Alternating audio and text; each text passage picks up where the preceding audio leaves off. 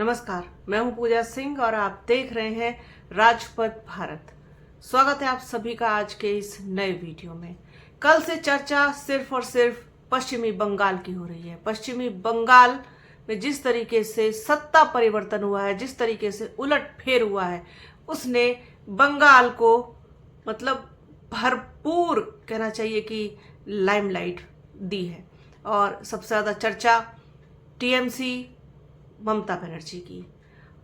ममता बनर्जी कल काउंटिंग के दौरान आखिरी क्षण तक डटी रही।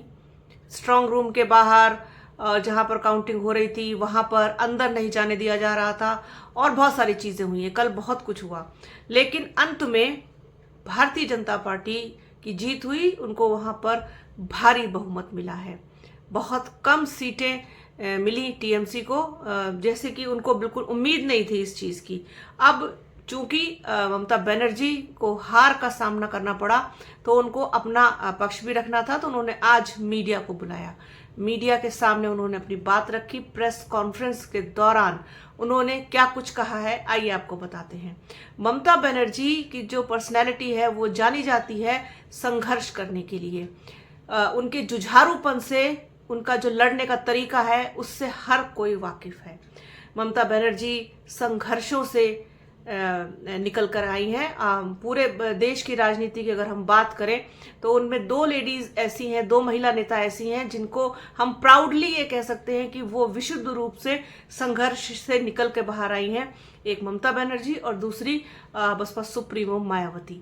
तो इनकी चर्चा भारतीय राजनीति में जब भी होती है तो इनका नाम संघर्ष के लिए और जो कुछ भी इन्होंने पार्टी के लिए, संगठन के लिए, इसके अलावा बसपा सुप्रीमो मायावती ने तो दलित समाज के लिए जो कुछ भी किया है वो तो अभूतपूर्व है और अतुलनीय है।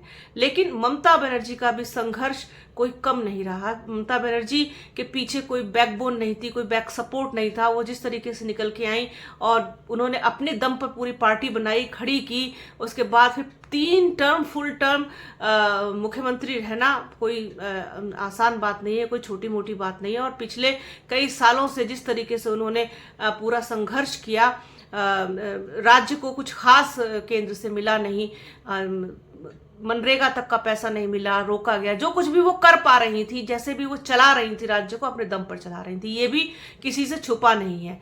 दूसरे स्टेट्स को जहां पर सरकार नहीं होती बीजेपी की, वहां पर केंद्र क्या देता है ये भी बताने की जरूरत नहीं है।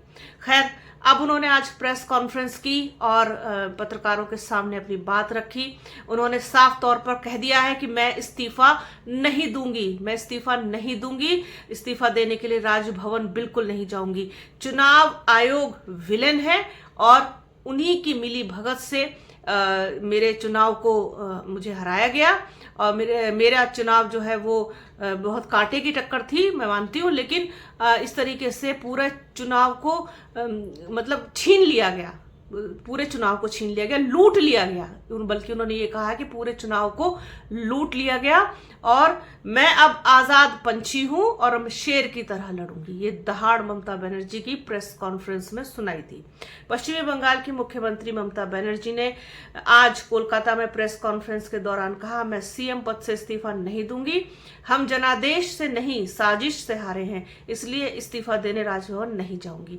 ममता बनर्जी ने आगे कहा कि चुनाव आयोग ही असली विलेन है। उसने भाजपा के साथ मिलकर 100 सीटें लूटी। अब मेरे पास कोई कुर्सी नहीं है, मैं आजाद पंछी हूं, कहीं से भी चुनाव लड़ सकती हूं, सड़कों पर रहूंगी। ममता बनर्जी ने यह भी आरोप लगाया कि भाजपा ने काउंटिंग सेंटरों पर कब्जा कर लिया था, मेरे साथ बदसलूकी की, उम्मीदवारों और कार्यकर्ताओं पर अत्याचार किया। पार्टी और इंडिया गठबंधन के नेता मेरे साथ हैं, फिर हम फिर से उभरेंगे और शेर की तरह लड़ेंगे। पश्चिमी बंगाल सहित 5 राज्यों के विधानसभा चुनाव के नतीजे आ चुके हैं। बंगाल में भाजपा ने 293 में से 207 सीटें जीत ली हैं। पार्टी 9 मई को राज्य में पहली बार सरकार बनाने जा रही है। टीएमसी सिर्फ 80 सीटें ही जीत सकी। 15 साल के बाद ममता बनर्जी के हाथ से सत्ता चली गई।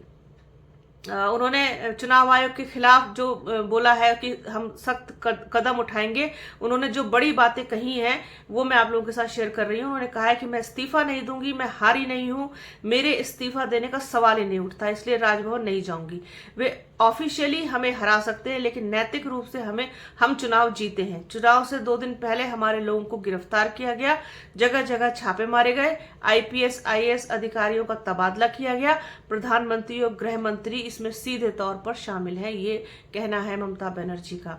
मैंने राजीव गांधी, मनमोहन सिंह, वाजपेयी सहित कई सरकारें देखी लेकिन ऐसा अत्याचार कभी नहीं देखा।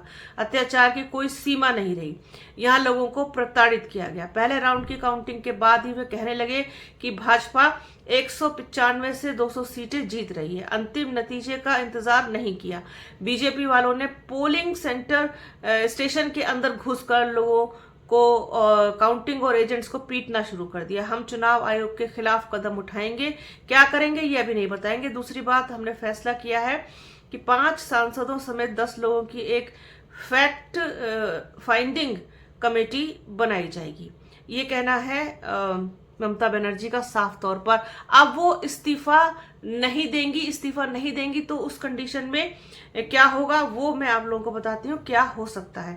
ममता बनर्जी ने चुनाव आयोग पर बीजेपी के साथ मिलकर धांधली करने का आरोप लगाते हुए मुख्यमंत्री पद से इस्तीफा देने से साफ इनकार कर दिया है। ऐसे में क्या हो सकता है, ये आइए जानते हैं। नंबर 1, राज्यपाल का हस्तक्षेप। राज्यपाल मुख्यमंत्री को इस्तीफा देने के लिए कह सकते हैं या सदन में बहुमत साबित करने के लिए विशेष सत्र बुला सकते हैं। दूसरा है अविश्वास प्रस्ताव। नई विधानसभा के गठन के बाद यदि मुख्यमंत्री सदन में बहुमत खो देते हैं तो अविश्वास प्रस्ताव लाकर उन्हें हटाया जा सकता है। संवैधानिक संकट की स्थिति, यदि मुख्यमंत्री पद छोड़ने से पूरी तरह से इनकार करते हैं तो राज्यपाल राष्ट्रपति को रिपोर्ट भेजकर बंगाल में राष्ट्रपति शासन लगाने की सिफारिश कर सकते हैं। न्यायिक समीक्षा, इस गतिरोध के समाधान के लिए मामला अदालत में जा सकता है जहां संविधान के अनुसार अंतिम निर्णय लिया जाता है। अब देखना दिलचस्प होगा कि आगे क्या होगा। बहरहाल फिलहाल तो कंडीशन ये है कि ममता बनर्जी इस्तीफा नहीं देंगी और उन्होंने चुनाव आयोग पर बड़ी धांधली का आरोप लगाया है।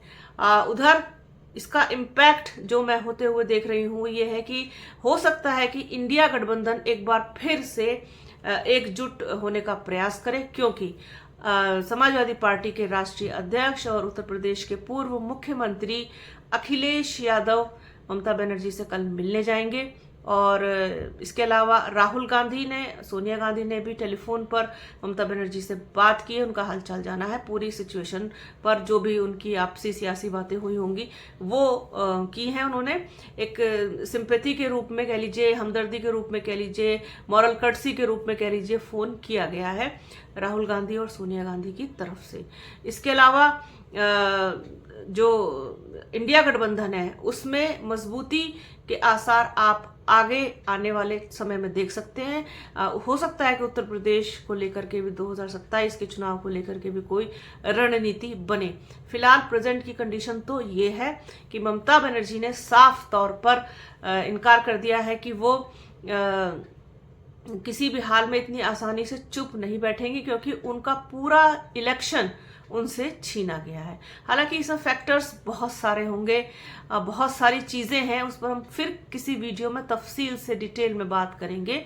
सिर्फ और सिर्फ इलेक्शन कमीशन या फिर आप कह सकते हैं कि इस तरीके से पूरी तरीके से इसको नहीं जस्टिफाई किया जा सकता, लेकिन एंटी इनकम्बेंसी भी होगी, फिर SIR ने भी फर्क डाला होगा, और फिर जिस तरीके से एक कहना चाहिए कि इतना पुलिस फोर्स वहां लगा था, बाहर से भी अधिकारी गए थे, तो कुल मिलाकर सब चीज़ों का इम्पैक्ट तो पड़ता है। हालांकि भारतीय जनता पार्टी ने पूरी एड़ी चोटी का जोर लगाया, इसमें कोई संदेह नहीं है, बंगाल को जीतने के लिए, और बंगाल उन्होंने जीत भी लिया।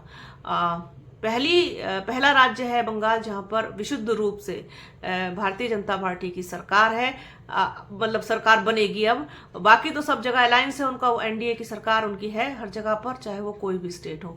विशुद्ध रूप से पश्चिमी बंगाल में भारतीय जनता पार्टी पहली बार सरकार बनाएगी, लेकिन ममता बनर्जी भी इतनी आसानी से हार नहीं मानेंगी। उन्होंने साफ तौर पर कह दिया है, इस्तीफा नहीं दूंगी, शेर की तरह लड़ूंगी, अब मैं आजाद हूं, सड़कों पर उतरूंगी। साफ तौर पर कहना ममता बनर्जी का, टीएमसी की राष्ट्रीय अध्यक्ष ममता बनर्जी। और जो कुछ भी वो अब तक उन्होंने इतिहास में कहा है, उठा के आप देखिएगा तो वो सारी चीजें उन्होंने की भी हैं। तो आगे क्या इसमें अपडेट रहती है, अभी तो चूंकि चर्चा बनी हुई है, अभी सारे राज्यों के रिजल्ट्स आए हैं तो उसी हिसाब से चर्चा चलती रहेगी। जो भी डिटेल और मिलेंगी या कोई नया अपडेट मिलेगा तो डेफिनेटली आप लोगों के साथ शेयर करेंगे। आज के इस वीडियो में फिलहाल इतना ही। बने रहिए हमारे चैनल के साथ, चैनल को लाइक शेयर सब्सक्राइब कीजिए, बेल आइकन घंटी जैसी आकृति जरूर दबाइएगा जिससे कि आने वाले वीडियो का नोटिफिकेशन आपको मिल सके। अपना और अपनों का बहुत ख्याल रखिए। जल्द मिलूंगी आपसे एक नए वीडियो में, एक नए मुद्दे के साथ, एक नई चर्चा में। तब तक के लिए जय हिंद।